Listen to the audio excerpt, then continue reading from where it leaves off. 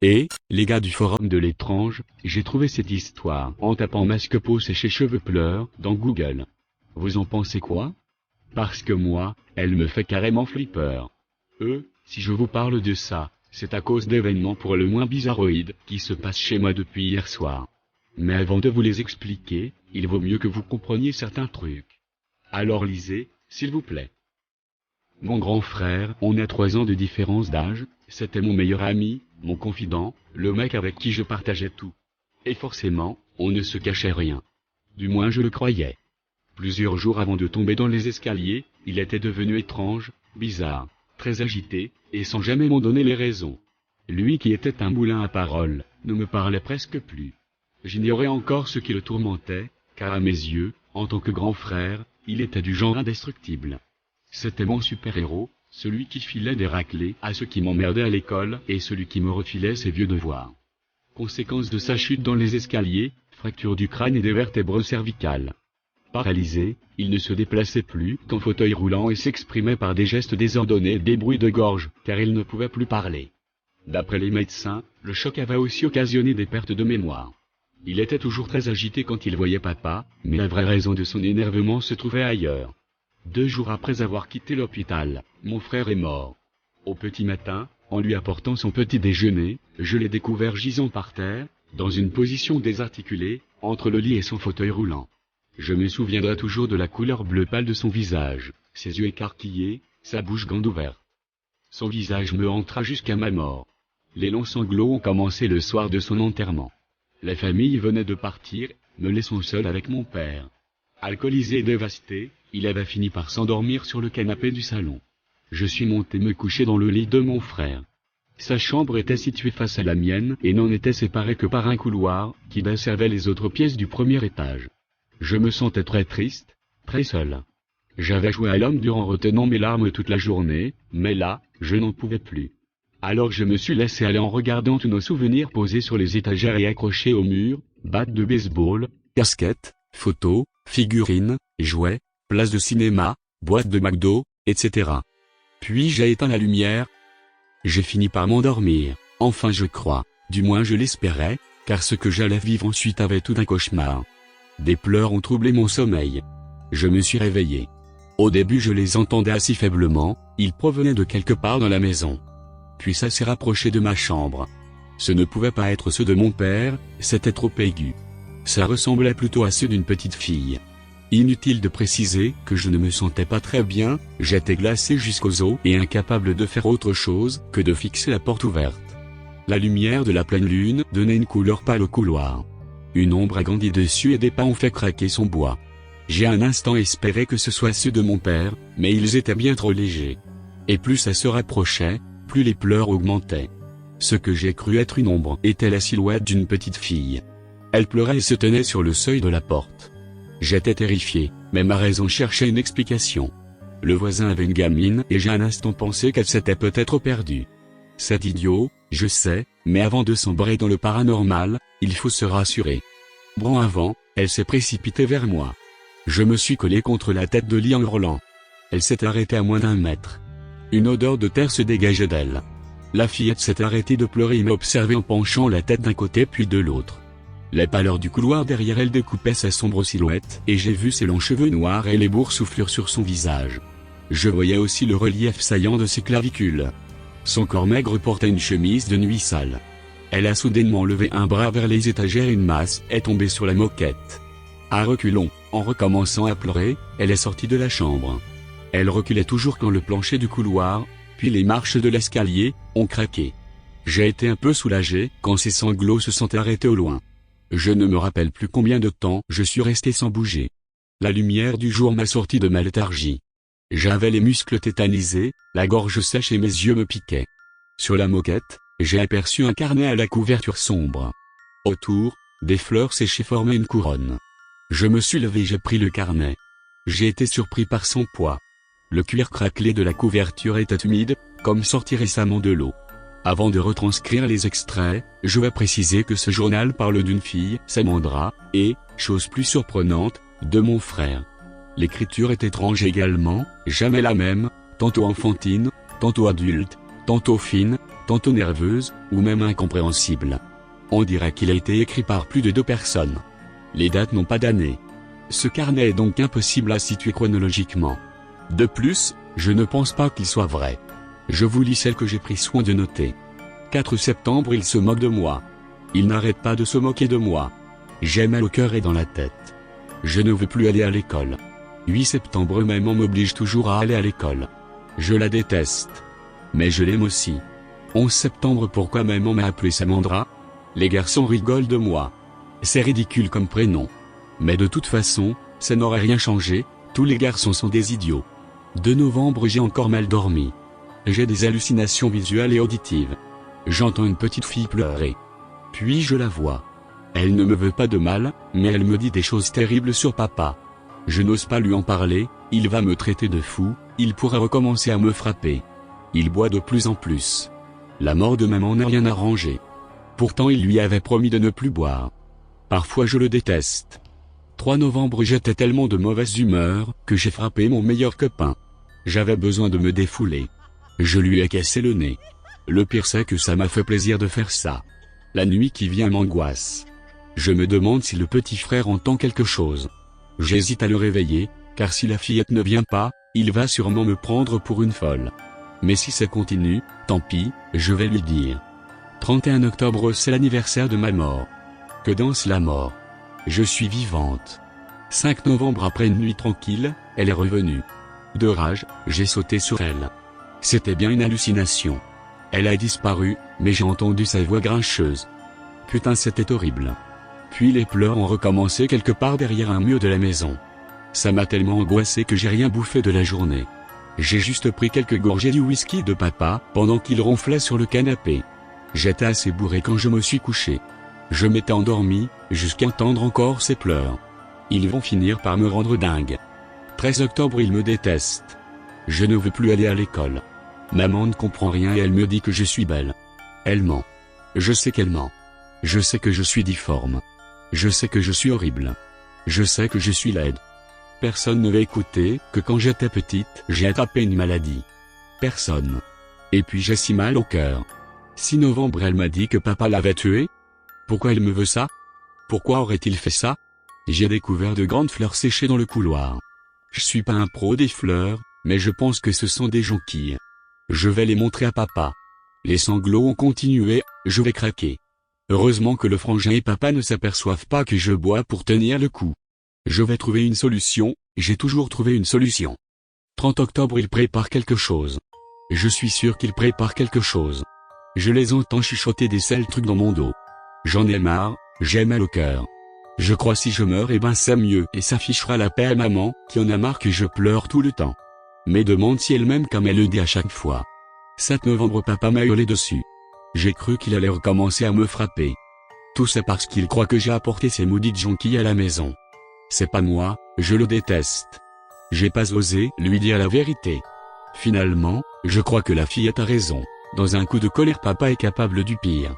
Je me souviens très bien des torgnoles qu'il me filait quand j'étais gamin. Même si je ne reçois plus de rouste depuis mes 12 ans, il y a toujours eu énormément de violence en lui. Je me demande si ce n'est pas lui qui a poussé maman du premier étage. C'est toujours elle qui venait lui dire d'arrêter de me frapper. C'est bizarre qu'elle se soit suicidée. Maman n'était pas dépressive. Et puis il me cache quoi? Pourquoi il a peur des jonquilles? C'est stupide. Il y a un truc qui cloche. Même s'il m'en a toujours défendu, demain je vais fouiller sa chambre. Il doit me cacher quelque chose. 31 octobre, soir d'Halloween, au secours. Non. Ce dernier message m'a vraiment froid dans le dos, car je savais qu'il avait été écrit par la petite fille. Mais elle était morte. Dans la journée du 8 novembre, mon frère est donc tombé dans les escaliers. 6 semaines après, il était de retour à la maison, avec son fauteuil roulant. 2 jours encore après, il était mort. La nuit de son enterrement, je découvrais ce journal, qui semblait être écrit par Samandra et mon frère. Sur toutes les autres pages, les mots belles, pardon, je t'aime, revenaient sans cesse. Hormis moi, mon père était le seul lien encore vivant de cette histoire. Moi aussi, j'en avais peur. Je n'avais que 14 ans, quand les faits se sont produits, et j'étais loin d'être aussi costaud que mon frère. Pourtant je devais savoir, je devais faire ce que mon frère n'avait, peut-être, pas eu le temps de faire, je devais fouiller sa chambre. C'était un dimanche. Du coin de l'œil, j'ai observé mon père en descendant au salon. Comme d'habitude, il passait son temps à boire et à marmonner dans sa barbe. À pleurer, aussi. Je ne savais pas quand il s'assoupirait, car il tenait bien l'alcool, mais vers la fin de l'après-midi, il a fini par se mettre à ronfler sur le divan. J'ai aussitôt été ouvrir la porte de sa chambre. Ça sentait le renfermé, l'urine, le vieux. Mais je me suis dit que l'occasion ne se représenterait peut-être jamais et j'ai fouillé partout. Au fond du placard, sous des piles de vêtements froissés, j'ai découvert une vieille main en osier. Dedans, il y avait les vieilles affaires de ma mère. J'étais très triste, je la revoyais encore porter une de ces robes en taffetas blanc qu'elle mettait pour aller se promener avec moi et mon frère dans le bois d'à côté. Et puis, accrochés aux mailles du textile, des jonquilles séchées. Je n'ai pas compris sur le coup. J'ai entendu les marches de l'escalier craquer. Je me suis dépêché de tout remettre en place, mais j'ai fait tomber une pile de vêtements. J'ai alors vu une touffe de cheveux noirs entre deux pulls. Pressé, j'ai tiré dessus. Mon cœur a cogné dans ma poitrine. C'était un masque découpé dans une peau séchée. Des touffes de cheveux s'éparpillaient autour. Des orbites vides et un sourire me fixaient. Ce masque était aussi effrayant que la fillette de l'autre soir. J'ai hurlé quand j'ai vu la bouche s'élargir et la peau du masque se rider. Ça s'est mis à ricaner. Une main m'a attrapé la nuque et j'ai été projeté en arrière. C'était mon père. Il me hurlait dessus. Quelque chose d'autre s'est fixé dans mon champ de vision. La petite fille au visage bosselé se tenait sur le seuil de la porte. Elle nous regardait en ricanant. Le pire c'est que la bouche du masque bougeait en même temps que celle de la fillette. Mon père m'a arraché le masque des mains et a fait une chose à laquelle je ne m'attendais absolument pas, il a enfilé sa mie, a agité les bras comme un fou. La fillette a alors hurlé de terreur et s'est enfuie par le couloir. Ses longs sanglots ont recommencé à se faire entendre quelque part derrière un mur de la maison. Mon père a retiré le masque en s'asseyant sur le lit. Alors qu'il le tenait au bout de ses bras tendus, il s'est mis à lui parler. J'avais l'impression qu'il tenait une tête décapitée entre ses mains. Il lui répétait sans cesse, « Tu es belle, pardon, je t'aime, tu es belle, pardon, je t'aime. » Je n'y comprenais rien, mais je savais que c'était l'unique occasion d'en avoir le cœur net. J'ai été chercher le journal de mon frère et je lui ai demandé des explications. Son visage s'est détendu en le voyant. Je l'ai ouvert devant lui mais tous les messages de mon frère avaient disparu au profit d'un seul, qui remplissait toutes les pages, « Tu es belle, pardon, je t'aime, tu es belle, pardon, je t'aime. » Il n'y a rien eu de particulier la nuit qui a suivi cet événement, mais dès le lendemain, à la première heure, nous avons été chez le fleuriste pour acheter des jonquilles. Puis nous sommes entrés dans le cimetière du village. Mon père ne parlait pas. Je le suivais en silence. J'ai cru que nous allions nous recueillir sur la tombe de mon frère ou celle de ma mère, chose que nous n'avions jamais faite ensemble, mais nous nous sommes arrêtés devant une très vieille tombe fissurée, en ciment. Sous l'ovale d'une photo blanchâtre quasiment effacée, le prénom de Samandra était gravé dans la pierre. Il y avait aussi une date écrite de travers, 31 octobre 66. Des pots de fleurs dans différents états de conservation ornaient la pierre tombale. Certains étaient vides ou cassés, d'autres contenaient des jonquilles fanées. Mon père a choisi un pot vide et il a mis le journal à l'intérieur. J'ai alors entendu comme un bruit de succion. J'ai eu le sentiment que le journal avait été avalé. Mon père a alors dit à la tombe qu'il s'excusait et que le rituel était accompli. Ah oui, j'ai oublié d'écrire que mon père, avant de se rendre chez le fleuriste, avait écrit dans le journal, « Tu es belle, pardon, je t'aime. » Sur le chemin du retour, pour la première fois depuis la mort de ma mère 3 ans auparavant, nous avons parlé longuement de la famille, du village et de la malédiction des masques aux longs sanglots. Dans les années 60, son propre père, son grand-père paternel, et ses copains avaient pris pour habitude de martyriser une fillette de 10 ans, Samandra. Sa mère venait d'emménager dans une vieille cabane forestière, à la lisière de la forêt proche du village. Les torts de la petite fille étaient d'être pauvre et laide, son visage était bosselé à cause d'une maladie de peau. 2 mois après la rentrée des classes, le gang des Morveux, surnommé ainsi après le dramatique événement d'Halloween, a décidé de filer la frousse de sa vie à leur souffre-douleur. Des parents, ne dit-on pas tel père, tel fils, les ont aidés à vraiment s'amuser pour la nuit d'Halloween. L'un d'eux était tanneur et a fabriqué des masques en peau.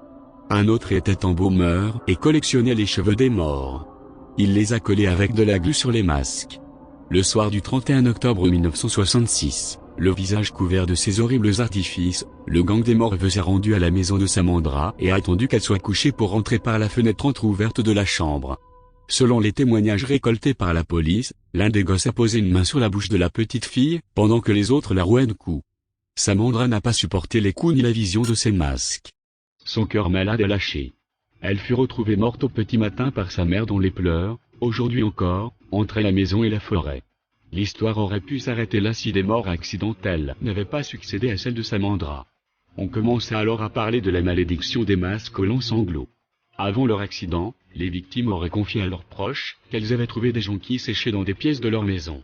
Elles auraient aussi entendu les pleurs d'une petite fille et auraient vu sa silhouette aux longs cheveux noirs dans un couloir, prostrée dans un coin de leur chambre ou allongée dans la baignoire de la salle de bain. La malédiction frappait à intervalles irréguliers, n'importe où, mais pas n'importe qui. Seules les familles dont les gosses avaient participé à l'expédition punitive étaient touchées. Et il n'y avait pas de limite d'âge, de génération ou de sexe. Des vieux, des femmes, des enfants mouraient d'une façon aussi accidentelle qu'étrange. Pour tenter de se faire pardonner, un membre d'une des familles avait alors eu l'idée de déposer un vase sur la tombe de Samandra et d'y laisser un bouquet de jonquilles, les fleurs préférées de la petite fille, en chuchotant les mots « Tu es belle, pardon, je t'aime ».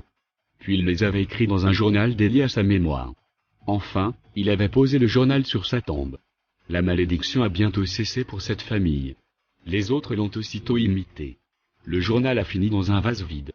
Chaque 31 octobre, un membre des familles concernées par la malédiction doit déposer un bouquet de jonquilles dans un pot de sa tombe. Puis, après avoir chuchoté la phrase, il doit reprendre le journal caché dans un pot, inscrire la phrase et le reposer dans le pot. Pour notre famille, cette charge était dédiée à ma mère. À sa mort, mon père a pris le relais. Puis il a fini par douter, par se dire que tout ça n'était qu'une histoire pour débiles. L'alcool l'aida à douter malgré la mort de ma mère, empalée sur la grille entourant notre maison 3 ans plus tôt. Près d'elle, on a retrouvé le journal. Personne n'a jamais compris pourquoi il le détenait, pourquoi il ne l'avait pas remis dans le pot. Le 31 octobre dernier, mon père a fait un pari d'alcoolique, le perdant devait aller pisser dans un dépôt de la tombe de la petite fille. Il a perdu ce pari. On connaît la suite. Le carnet est probablement apparu dans la chambre de mon frère peu après. Il a sûrement été terrifié par ce qu'il a lu au sujet de mon père avant qu'il ne tombe dans les escaliers. Je crois cependant que Samandra inscrivait de faux messages pour lui faire peur. Je me pose toujours la question de savoir qui l'a poussé dans les escaliers. Est-il tombé accidentellement à cause de l'alcool qu'il buvait en cachette? Mon père saoul et furieux? Samandra? Le fantôme de sa mère? Et si mon père n'y croyait pas, alors pourquoi a-t-il gardé le masque aux longs sanglots dans ses affaires? Je suis conscient qu'il reste beaucoup de zones d'ombre à éclaircir, mais je préfère en rester là. Pour autant, je ne suis pas rassuré et dès que j'entends une gamine pleurer dans la rue ou à la télé, dès que j'aperçois ne serait-ce qu'une feuille morte sur le plancher de la maison, je ne peux pas m'empêcher de mettre le masque aux longs sanglots. J'ai tellement peur qu'elle revienne, j'ai tellement peur de l'entendre pleurer à nouveau. Pourtant je respecte le rituel, à chaque Halloween, je n'oublie jamais de mettre des jonquilles dans un pot de sa tombe. Voilà les amis, vous savez tout. C'est vraiment une histoire bizarre, hein? Enfin, si je vous écris tout ça, c'est parce que la semaine dernière, j'ai aidé mon cousin à déménager et on a trouvé un des masques aux longs sanglots dans une vieille malle qui lui appartenait. Il était aussi étonné que moi, il m'a assuré que ce n'était pas à lui. Il me l'a donné, mais j'ai finalement l'impression qu'il tenait à s'en débarrasser. Et puis, la nuit dernière, j'ai entendu comme des pleurs. Bon, j'habite à côté d'une SPA et j'ai l'habitude d'entendre des chiens couiner ou des chats gueuler comme des bébés énervés. Mais je ne sais pas, ça me semble différent. C'est pas que je suis peureux mais enfin bon. Alors si quelqu'un a déjà lu cette histoire et sait quelque chose de plus sur cette malédiction ou encore mieux, a le nom de ce village, je suis preneur. Car j'ai téléphoné à mon cousin, mais ce qu'on a changé de numéro. Ses parents ne répondent pas non plus, leur maison se situe à 500 bornes de chez moi et je n'ai pas de voiture. Voyez-vous, ce soir, c'est Halloween alors je commence un tout petit peu à flipper. Une petite aide serait sympa. Et vite. Très vite. Merci. Serait sympa. Et vite. Très vite. Merci.